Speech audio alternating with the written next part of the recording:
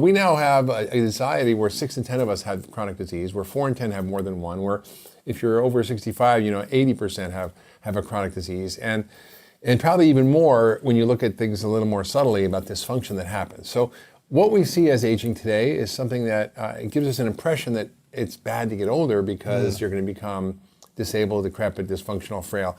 But that's a model that is now being challenged by researchers in longevity, and who are proposing that we may be able to even create something called longevity escape velocity, meaning we can escape death by advancing science that will keep us living longer and longer each year we're alive. Really? Now, I'm not sure I'm into that, because I don't know if I want it to be 1,000, but I do think that it is pushing the boundaries of what we thought is possible. And we know in animal models, we've been able to extend life by 1/3, right? So if we do certain interventions, we can take animals and make them live 1/3 longer, which means for humans, you'd live to be 120.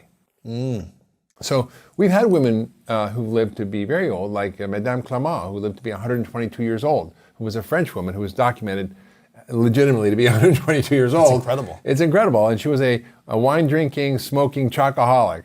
But I wouldn't follow her longevity plan. She had other things going for her to go against that. Yeah, for sure. And so that was an anomaly. But there are cases of very vital, healthy people. And I traveled through the blue zones around the world where people lived to be well over 100. I saw this couple that had a combined age of 210. Oh my gosh. How long were they married together? I think too long, according to that, maybe. Maybe like 100 years, I don't know. Oh my gosh.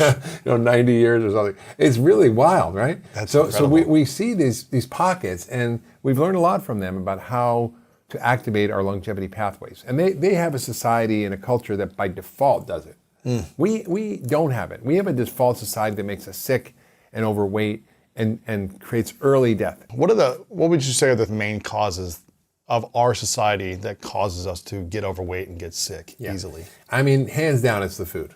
We are eating a toxic diet that is unlike anything we've eaten in human history. It's 60% of our calories are ultra processed food, which means they're made from basically food-like substances that are from soy, corn, and wheat, and other additives and ingredients and fillers and colors and dyes and thickeners that are highly toxic to our systems, and they're inordinately high in sugar and starch. We used to eat 22 teaspoons a year as hunter-gatherers if we were lucky to find a beehive or a berry patch. Now we have that every day on average. And kids have like 34, which is like 2.5 large sodas a day. Right. So that's what's driving a lot of this, and that drives this phenomenon called insulin resistance, which is at the heart of the aging process. And that insulin resistance causes inflammation and all the age-related diseases.